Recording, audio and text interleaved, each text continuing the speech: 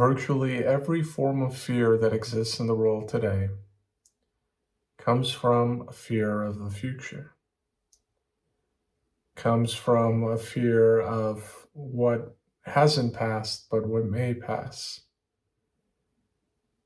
And perhaps a better word for future would be the unknown, that which we have not fully comprehended, we have not fully grasped, we have not fully understood, but there is a possibility of that transpiring.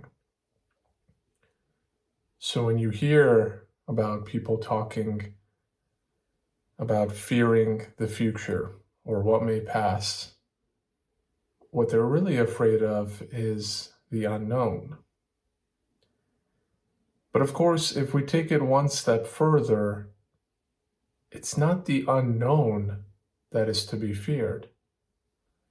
Rather, as I think Jiddu Krishnamurti said it best, it's not the fear of the unknown that we have.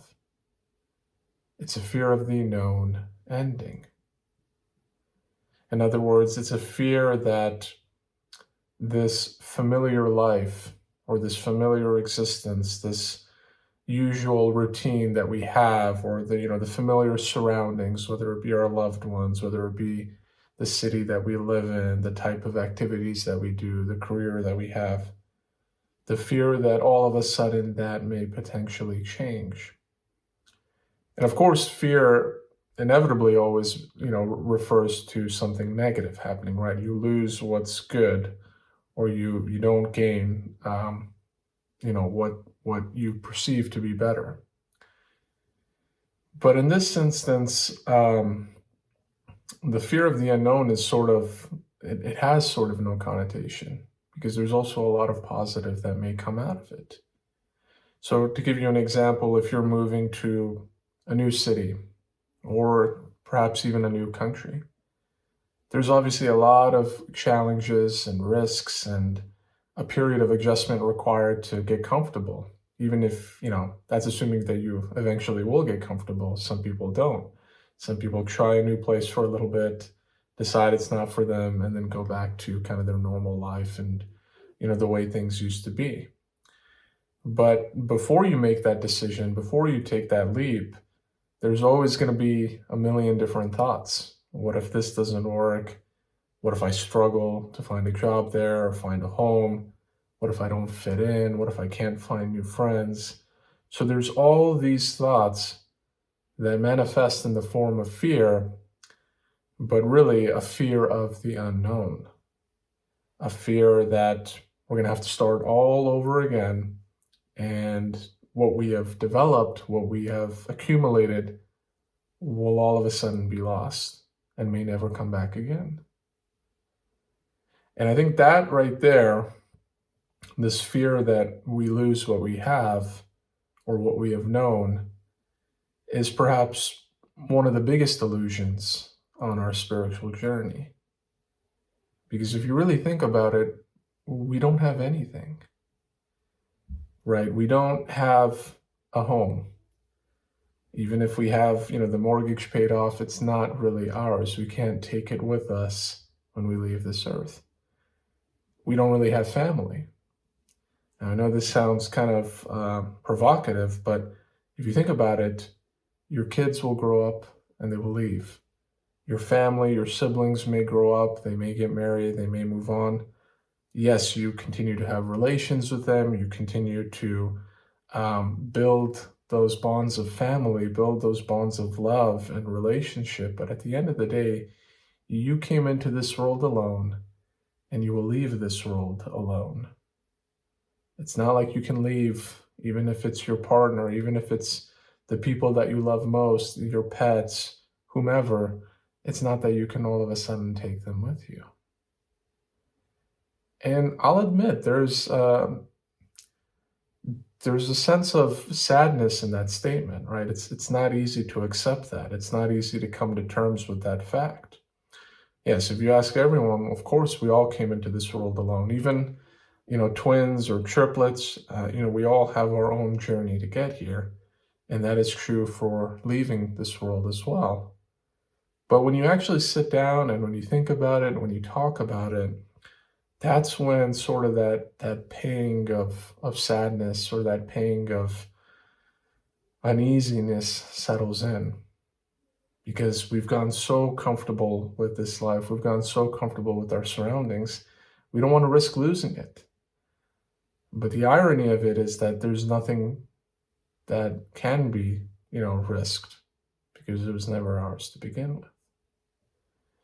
And if we have that mindset, that yes, for the time being, for practical purposes, we live in this house, we live in this city, we have our family, we have the things that help us get up in the morning and the things that give us a sense of purpose. So from a practical standpoint, I don't want you to lose that, right? Because then you're going to be, swimming on, in the deep end, and, you might struggle to adjust balancing your spiritual life with, the daily necessities of, your actual life or your material life, your physical life. But what I want you to consider is, if we have that perspective in mind, that in essence, we have nothing, right? We don't even have the clothes on our back. In essence, we don't have anything, then there's no fear of losing anything either. And as we all know, when you don't have a fear of losing, you are in the position to make the boldest and most adventurous steps possible, right? You've heard the expression a million times before, I've got nothing to lose. Why not? Why not try it, right? Because that person doesn't have anything there's no downside to it, right? And who doesn't want to make a decision where there's almost entirely all upside, but there's no downside to it at all? But that's not how we operate. We operate thinking that everything, every passage of life, everything that we've collected, all the special books and trinkets and souvenirs that we've collected from the different places that we travel to, all the photos in our iPhone or in our library that we've taken over the years, all the people that we've been around and had the pleasure of enjoying deep and fulfilling conversations with, all of those have been collected and stored away. But just imagine for a moment that you are unbound by all of them, that you are not tied down by any of them. Just feel what a deep and liberating feeling that is. To be free, to be unhindered, to be untethered, and to just kind of float freely with, the natural current of life. Because after all, the purpose of this world, the purpose of this life isn't to accumulate. It isn't to build and amass memories, amass money, amass possessions, amass relationships. It's really to experience this wonderful journey that we call life, and being open to all of the different lessons that it's giving us. Following these lessons, following our own unique path, right? We all have a unique path and a unique purpose to fulfill. Otherwise, we wouldn't be here today. And then ultimately, amidst all of this and underlining all of this, recognizing that there is one true God. There is one source. We all came from this source, and we all will return to this source. And being connected to that thread always, no matter how busy we might get in our daily life, no matter what may happen. And trusting that divine force to help us through the unknown. Because inevitably we're human.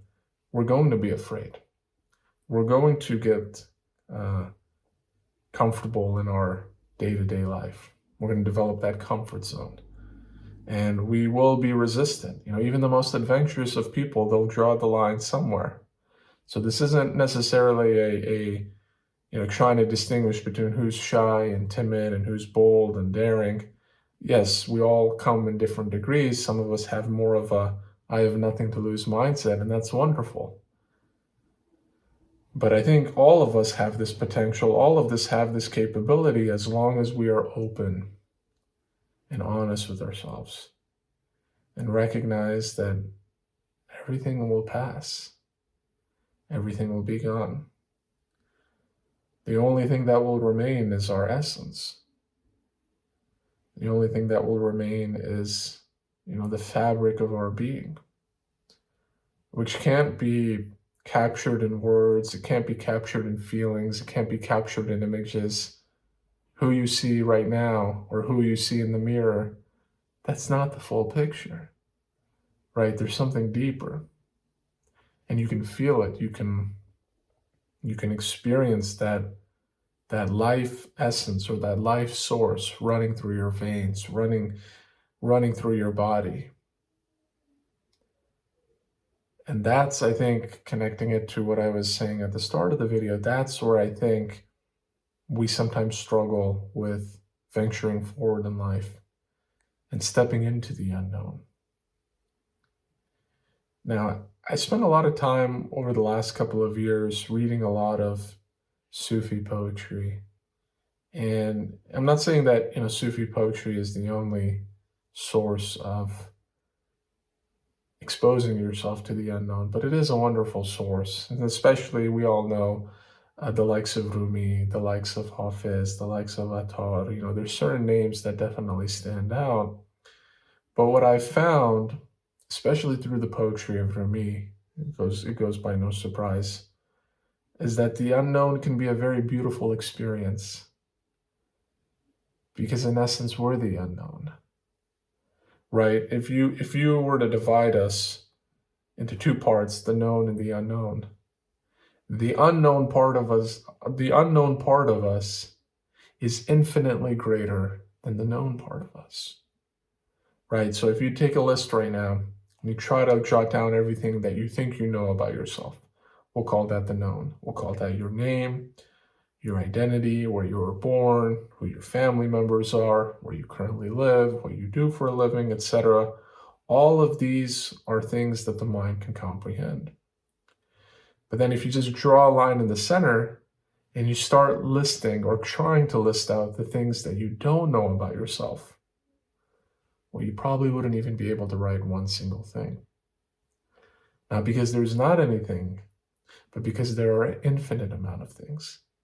We have yet to fully understand our true potential. And there's doubts as to whether we even will get close to understanding the tip of the iceberg of who we really are. But the beautiful part about this is that you don't need to understand all of the unknown, right? You don't need to immerse yourself into metaphysics or deep philosophies or isolate yourself from the rest of the world in order to discover the truths of existence, of life. You can certainly do that. And for some people, it's a rewarding experience. But all of us have this potential, have this capability to at least get a taste of it. And that's really what I want us to focus on here, to get a taste of it, to experience what we mean by stepping into the unknown, stepping out of our comfort zone. Just practicing for a moment, seeing ourselves as totally different than who we see in the mirror or who we've, thought about ourselves. Because it's not so much the senses, it's also your thoughts. In fact, your thoughts are even more powerful than your senses because you're thinking constantly, you're thinking nonstop. And that's why there's so many beautiful teachings about silence, because silence is really stepping into the unknown. Silence is basically saying, I have thoughts, sure, I have experiences, sure, but they don't define me. And I'm going to allow my mind and my being and everything within me to rest so that I may experience my true self, so that I may see who I really am beneath all these layers that I've created. That's why things like meditation, prayer, being in nature, reading a book, all of these things can sometimes be great exercises or activities to induce that sort of state of being, to allow us to see beyond the veil, to allow us to understand what it means to connect with the part of us that is not known. And as I said, all we need is just a taste, right? We just need to kind of strike the match. The flame that follows after, well, that's where the real fun begins, right? That's where, you obviously don't just strike a match without the intent of trying to light something, whether that's a candle, whether that's a fire, whatever it may be. So use this analogy in the same way. When you strike the match to get a glimpse of your unknown self, don't just stop there. Don't be afraid, right? When you've made those first few steps into your unknown, don't just freeze all of a sudden and be like, oh my goodness, this is uncomfortable, this is unfamiliar. What if I lose everything? What if I end up not getting what I want? Don't stop there. Because if you stop there, your match will run out. The little ember that you've created will fizzle out. You want to spark those flames. You want those flames to be self-sustaining. Otherwise, they cannot give you light. They cannot give you warmth. So this is a wonderful analogy that also applies to the spiritual world, that once you've struck sort of that beginning glimpse or window into your unknown, what many people call as the awakening, right? Because you awaken from your unconscious state, or the state that you have been asleep, the state that you have been under an illusion. You now all of a sudden awaken to your true reality, awaken to your true self, awaken to the real meaning of existence, right? So stepping into the unknown, awakening, these are all very interrelated and synonymous terms. They all sort of refer to the same thing, which is being comfortable, being uncomfortable. And I think that's probably the most direct way that I can say it, because as humans, we crave comfort.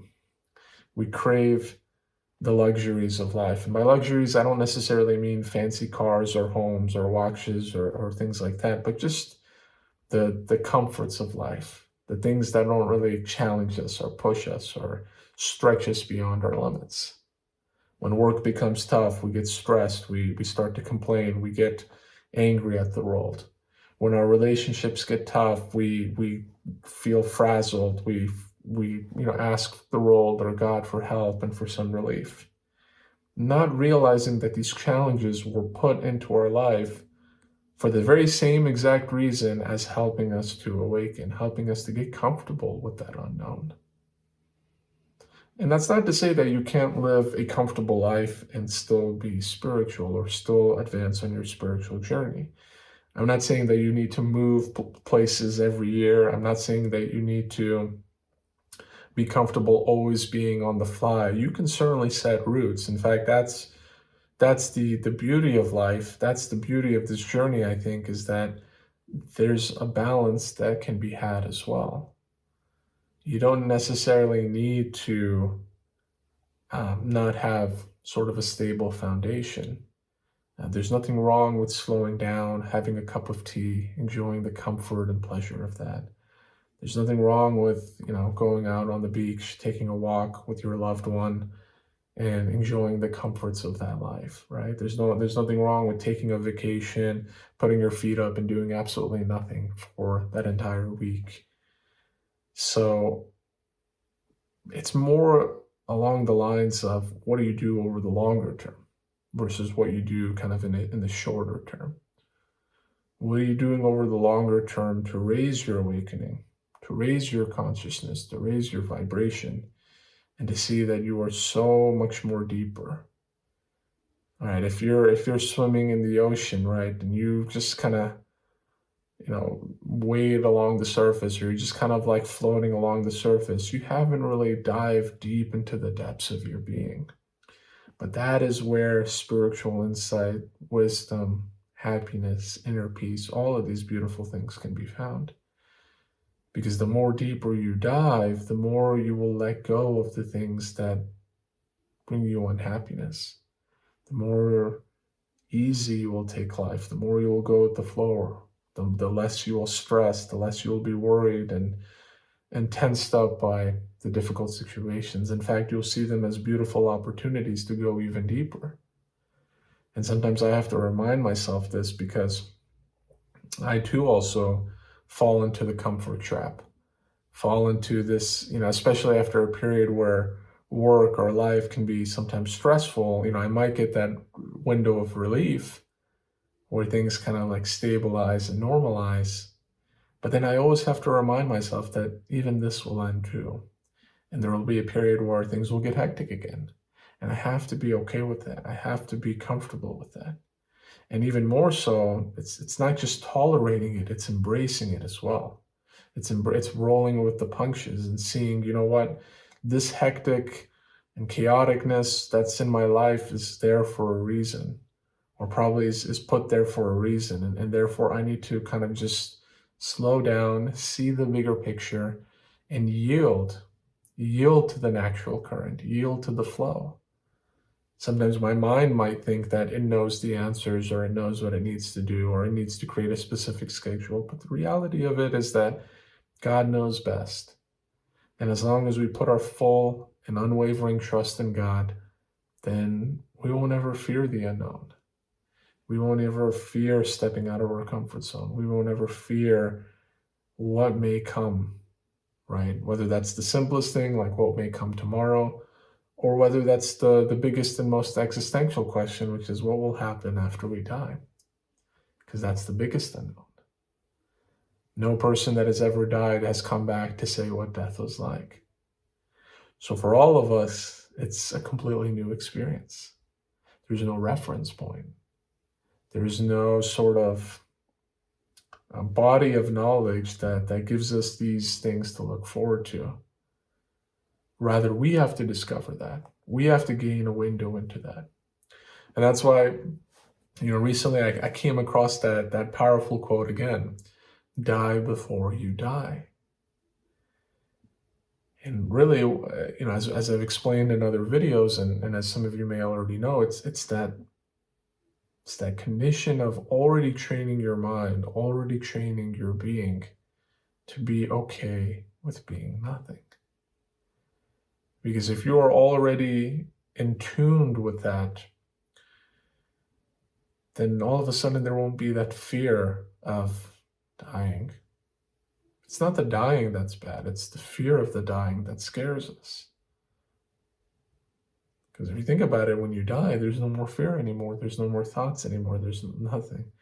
So all of it is just what's happening in the brain today about what may happen in the future. And I think that's where sometimes when you see, like, when people are diagnosed with a certain condition, and a doctor or someone might say that you have this much time to live, a lot of the times that creates more fear in that person.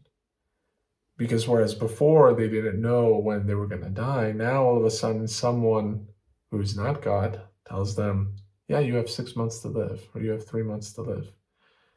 And of course, the doctor is only doing their best, right? They're not prognosticators. They don't know for certain. But based on, other patients who have similar conditions, they make this judgment or assessment that this person has this long to live.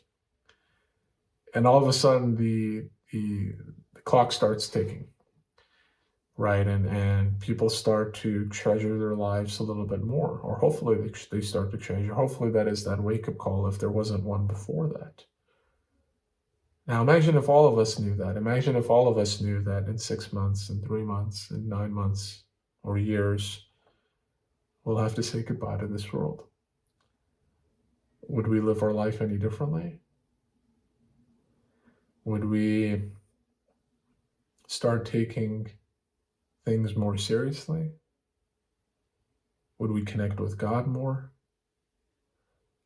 I ask these questions because these are the types of questions that we should naturally be asking ourselves without any sort of external wake-up call, without any sort of external stimuli.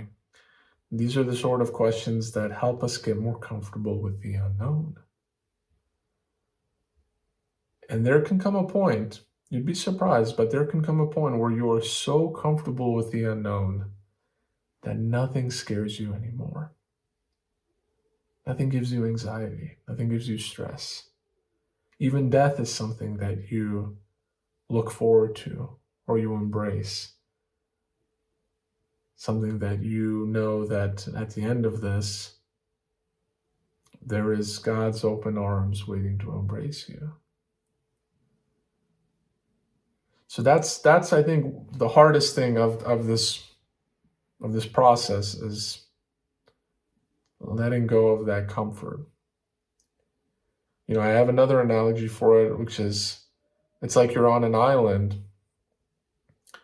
I call it the island of ego. And you have to swim a certain distance to get to the mainland, to get to the point where you can actually survive. Because on an island, most islands, unless they're bigger islands, most islands, are completely uninhabitable. Can't really live there much long, right?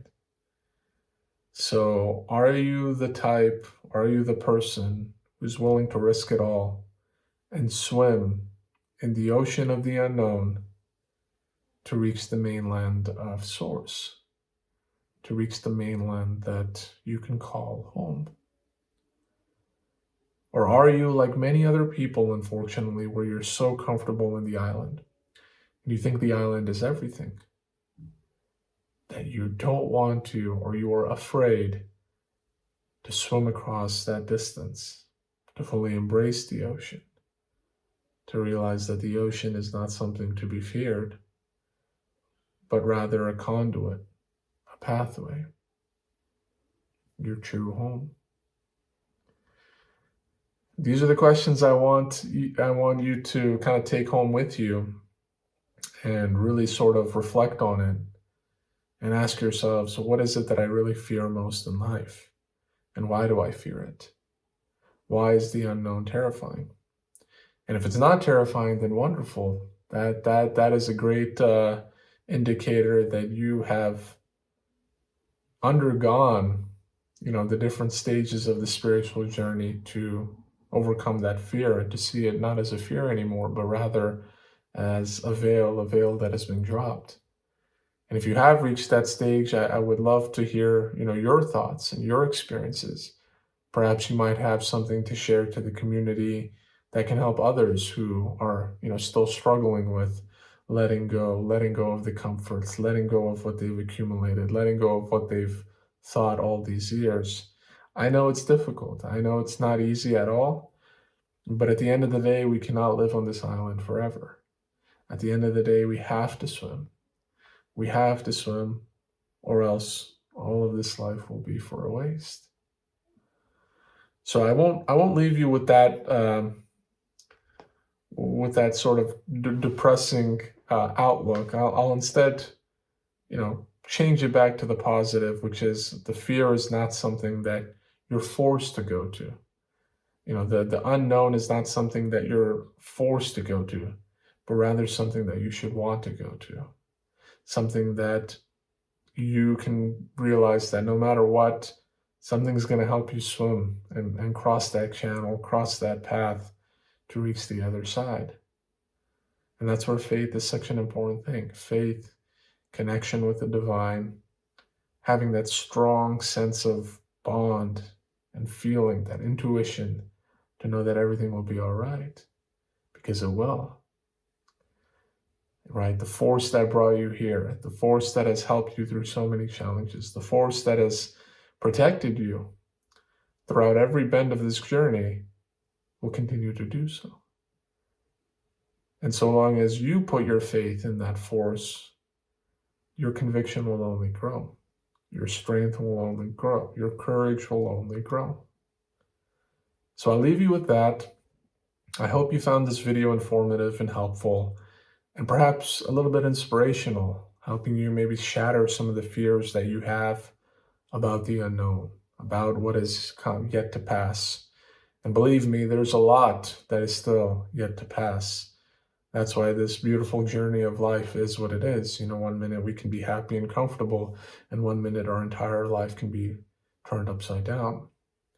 But it's about having that perspective, seeing that the ups and downs are just temporary things, right? They're just labels. They're not true reality. This life is just a dance, a drama, something that needs to get played, something that needs to get experienced. What's greater than that and what lies behind it. the essence, the source, the energy that lies behind it. So I wish you the greatest of success and fortune in, walking this path, continuing to go deeper within yourself, within your true self, and finding that source of joy that comes from residing in the unknown. If you like this video, please don't hesitate to drop a like. Make sure to check out some of the other videos as well. I'm always constantly trying to produce new videos. And, if you like what you see, then please subscribe as well. You'll be part of a community that continues to get these videos, hopefully on a weekly basis. But with that, I wish you, a wonderful day and week ahead, whatever that week may bring. And I look forward to seeing and speaking with you all next time.